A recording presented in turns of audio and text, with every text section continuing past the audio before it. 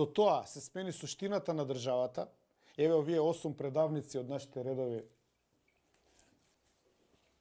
овозможија да влезе во преамбулата, но сега состојбата е смената, така што мислам дека е прав момент да се дискутира како и тоа да се извади од преамбулата, односно како да се искористи овој бран на позитивно расположение, на целосна поддршка од народот да се средат работите во државата. Еве уште неколку предлози кои што мислам дека можат да бидат интересни, се разбира корисни и може да доведат до подобрување на животот.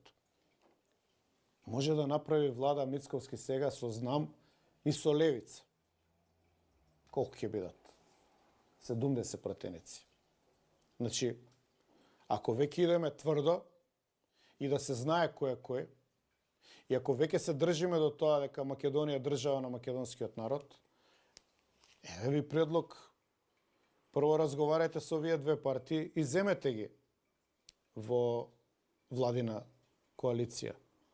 Баш кај што левица тоа го кажуваше, поништување на преспанскиот, и имаат таму правни рамки како тоа го планираат, дека не било законски и така натаму, дека немало референдум, дека може едностранно да се известат Обединетите нации, што ќе ни прават, членка сме на Обединети, односно на НАТО, имаме своји права, привилегии. Значи, има сега создадени услови од страна на македонскиот народ, кој што ја прифати поканата Македонија да ја земе во собствени раце, излезе во голем број, ја даде поддршката недвосмислено, и има создадено сега доволно позиции, има доволно број на гласови и пратеници за да почне тоа да се реализира.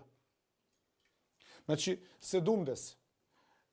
После тоа, ако ги викнете Влен, или Влем, не знам точно како се викаат, значи, ако бидат четврт партнер во владата, не викам јас сега, немајте шовинисти, да нема албанци. Прво ќе си ги викнете, ќе си ги земете Левица, па ќе си ги земете Максо, и на крај ќе си го викнете Влем.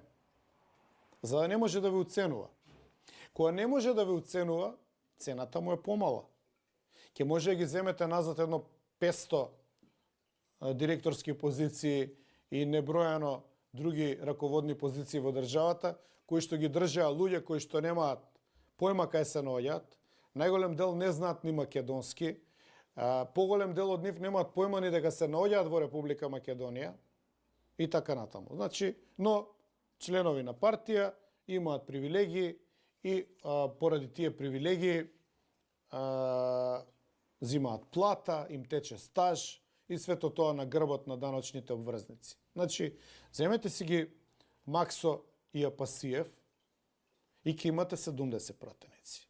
Нема да може никој да ве уценува. Таа тврда позиција, придодадено на тоа дека Вучич ни е облизина и честиташе,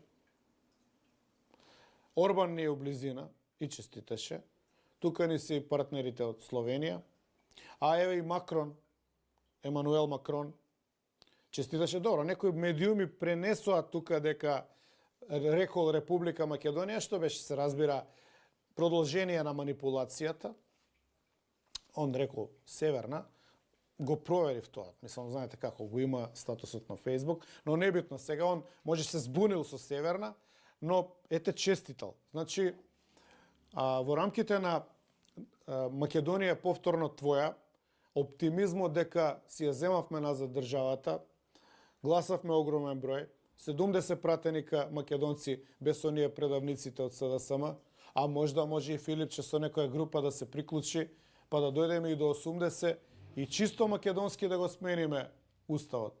Значи 2/3 македонци, ако Филипче се покаже патриот, да го изолираме Таче, Тренчевска и тие Лукаревски, да си земеме 80 пратеници, да го вратиме назад на брзинка уставното име, да го тргнеме од преамбула Охридскиот, да ги вратиме принципите на Асмом, да го препотенцираме и јасно да го вратиме назад македонскиот јазик, тука верувајте, 2-3 мандата не ви бега.